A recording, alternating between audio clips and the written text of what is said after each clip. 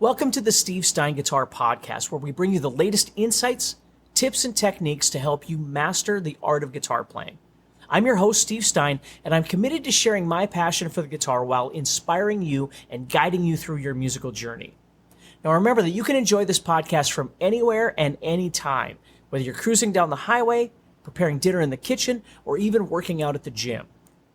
By incorporating the podcast into your daily routine, you'll be able to stay inspired and motivated in your guitar journey, no matter where life takes you. Now, let's dive into today's podcast.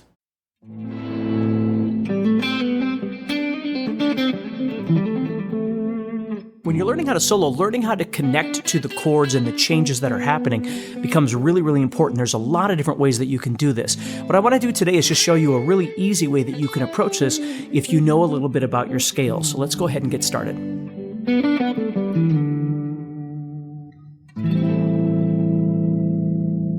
All right, so let's start off with something very straightforward like the A minor and the A minor pentatonic scale.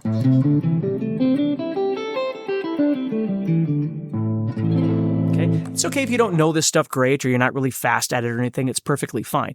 But that's what we'll start with, is just understanding we have a chord and we have a scale that corresponds to that chord. Now, if you know other scales, obviously you can use all kinds of different things, but let's just start nice and easy here. So we have A minor, and then we have the A minor pentatonic. All right, so let me switch camera angles here. So let's say we have something change. Let's say we have a chord come up, something else. So let's say the next chord that comes up in the sequence is this G. All right, so what are we going to do about that? Well, there's a couple things that we could do. If we were in A minor, and let's say we know some of the notes that we're actually playing inside this A minor pentatonic, which the notes we'd be playing would be A, C, D, E, and G. Okay, so over this A minor chord, we might be directing our movement toward the note A,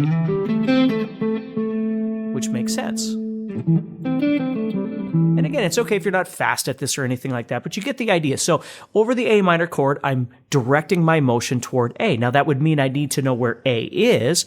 I'd need to know I have an A here, and certainly here. And maybe you could bend this note and get an A. Whatever. So here comes the G chord. So what are we going to do over that G? Well, we have a couple things we could do. We could stay in A minor and simply try and move ourselves toward the note G. Right there. So we could stay in A minor, but move to the G. So we have this A.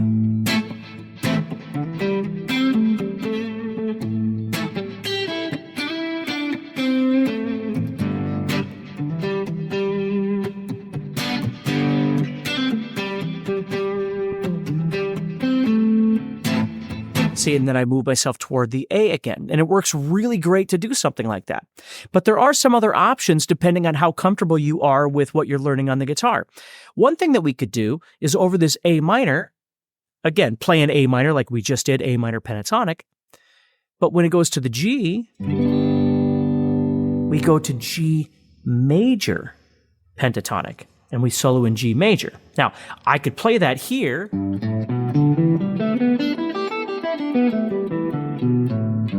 and that's perfectly fine, and I could solo in there. But what I want to show you is I'm going to move to the next position right here. Okay, instead of playing here, I'm going to move up and play in what I'll call the second position of G major pentatonic. So instead of playing it here, I'm going to play over this position. Why? Because I'm putting the two positions in the same spot on the guitar. That way I have A minor pentatonic here and G major pentatonic sitting right here, which would be 3, 5, 3, 5, 5, 7, 5, 7, 5, 7, 4, 7, 5, 8, and then 5, 7. And of course my G would be right there. So I still want to know where my G's are. I'd have a G down here, which is a bit out of the position, but it's there. Okay, then I'd have G there and G there. Okay? So what happens is because I'm playing a different scale, the notes are a little different. So I have A minor, G,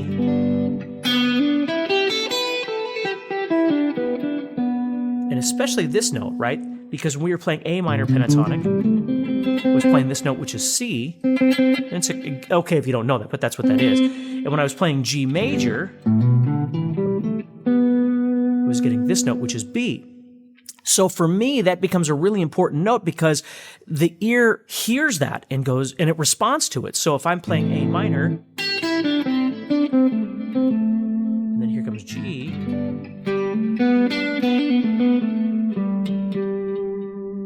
it sounds really nice. Okay? And we could keep going with this idea. Let's say we went to an F. Okay? So now we had this position, the first position, then our second position would have been sitting right here. But now we want to be up here. So now I'm going to move to what I would refer to as the third position of major pentatonic. And again, it's okay if you don't know this. So I'd be playing 5-8, 5-8, 5-7, 5-7, 6-8, and then 5-8. And you can see why it's important to know these pentatonic positions. But I could put that over the top of that.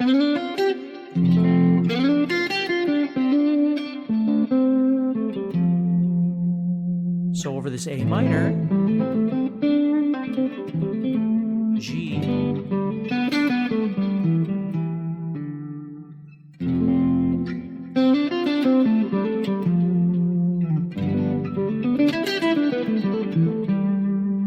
okay?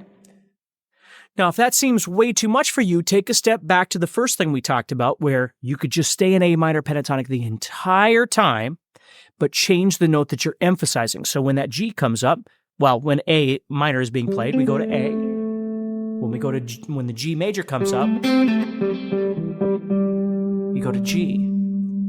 But here's the discrepancy. When F comes up, there's no F in this A minor pentatonic, so we'd have to add it in, and that's okay. We could just add that F in over that particular chord. Where this doesn't really work is when all of the chords that you're trying to play over are not part of the same key. All right? We call it non-diatonic. So what I mean by that is, let's say you were playing something where you're playing A minor, and then it goes to G minor instead of G major. Sometimes when the chords start stepping outside a little bit, or even weirder, we go from A minor to A flat minor. You see, you can't just stay in that position anymore and hope it all works out. You'd actually have to move a little bit, like we were talking about, where I would follow that chord around, okay? You don't have to follow the positions or anything. It just depends on what's comfortable for you, but it's something to think about. So what's most important here in this lesson is grab something of any of those ideas that makes the most sense to you and just explore them a little bit. You don't need 15 different chords. You might just use 2 chords, just A minor and G major, and just move back and forth between those and figure out what works best for you in what you can visualize, what you understand, and then also what is the next thing for you to work toward. All right, so take care, stay positive. Do me a favor, like, share, and subscribe to this. It always helps me out. And if you're looking for any guitar lesson materials, always head over to GuitarZoom.com and check out our all-access membership, where you can get all of my guitar courses, my VIP lessons, all of sorts of things, have live sessions with me, all kinds of different stuff like that. So take care, stay positive, and I'll talk to you soon, okay? If you like our podcast and want to hear more, remember to press the subscribe button on the app that you listen to. By doing this, you help us a lot, and you'll be the first to know when we have new episodes ready for you to listen to.